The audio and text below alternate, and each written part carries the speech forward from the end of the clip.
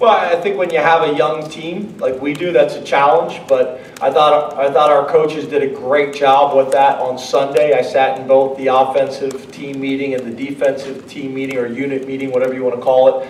And I thought Coach Moorhead did a great job reinforcing the things that I had already said in the team meeting. I thought Coach Huff did that with special teams. I thought Coach Pry did a great job with that in their unit meetings. And then, Sunday we'd go out and make the corrections from the game before. Halfway through practice, we switched to Purdue, and we were able to do that. And then, our conversation was that we're not talking about Ohio State anymore, except for the guys that have to go to the quarterback club luncheon and the guys that have to go to the press conference. Besides that, we're gonna move forward and move on and learn from it and grow from it. So, I think one of the things that help us is we don't change our approach ever. So I think, since we didn't change our approach on the front end, we don't need to change our approach on the back end. It's business as usual for us. It was a great game, it was a great environment. It was great to see our players go out and play well, and it was great to see the fans enjoy it so much, and our alumni and lettermen and all those things. But again, it's on to the next game.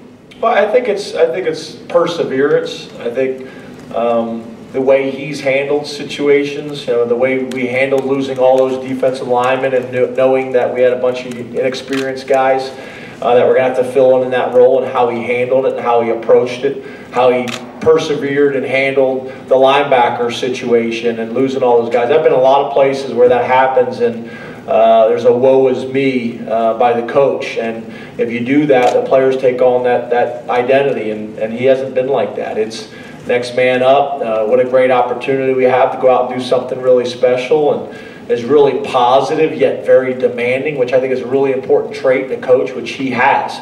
He can be really demanding on people but still be positive and do it in a constructive way. So he's very respected. I've known him for a long time, as I think you guys know. I think his first year coaching was my last year playing. I've known him for a long time, kind of followed his career, watched his career. We've always stayed in touch, and then obviously we've been together for the last, I guess this would be year 6. You guys know how I talked about him before the season. Had a lot of faith, had a lot of belief in him, and I'm proud. I think Tim Banks has kind of taken on his role that he had last year. Has done a nice job with that, a really good sounding board, different perspective on some things. And then, Terry had never really coached on the defense side of the ball before coming here. As a head coach, you kind of coach them all, but never primarily coached on the defense side of the ball, and he's doing a tremendous job with the corners. And then obviously Sean Spencer has really done a nice job. Last year we lead the nation in sacks, with our defensive line, and obviously Carl. And then obviously the production that we're getting out of these guys now. So he continues to do a great job, not only with production in terms of sacks and tackles for loss, but also just the attitude and the energy that he brings in practice every single day with his guys. Well, how much I enjoyed it was a lot. I had 348 text messages after the game, which I did not enjoy that. I basically text back, "Thank you, thanks brother, appreciate it," and I copied and pasted that to everybody, men, women, coaches, neighbors, cousins, everybody. And stayed up till I got home at like 2:30.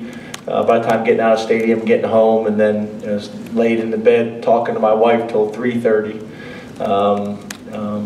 So yeah, it was cool, but we were back in the office the next morning watching the tape, and then we had recruits at my house for brunch after that, so it wasn't a whole lot of time. But again, after that, we've moved on. We're on Purdue, and that's our focus now. But yeah, I enjoyed it till 3:30.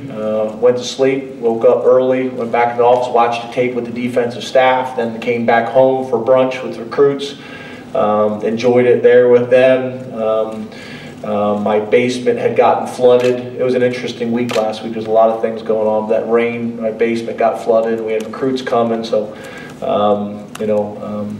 it's never a dull moment. But yeah, we enjoyed it. But more than that, we've moved on to Purdue, and excited. Obviously, having 180 recruits at the game, it had an impact on them. They were excited, you know, down there with ESPN and me and Sandy, and getting bonked all over the place. And luckily, the police stopped all these students that were grabbing my bald head. I don't know if they feel like they rub it for good luck or whatever, but the police stopped them from doing that. We get banged around all over the field, but then I saw recruits down there jumping and going crazy. So obviously that had an impact on them, and I think it had an impact on our program and our team and our players, you know, in terms of confidence and things like that. But you know, we still got things that we got to get cleaned up and corrected, and we'll have another opportunity this week against a Big Ten opponent on the road, which, you know, we need to get a road win this week starting against Purdue.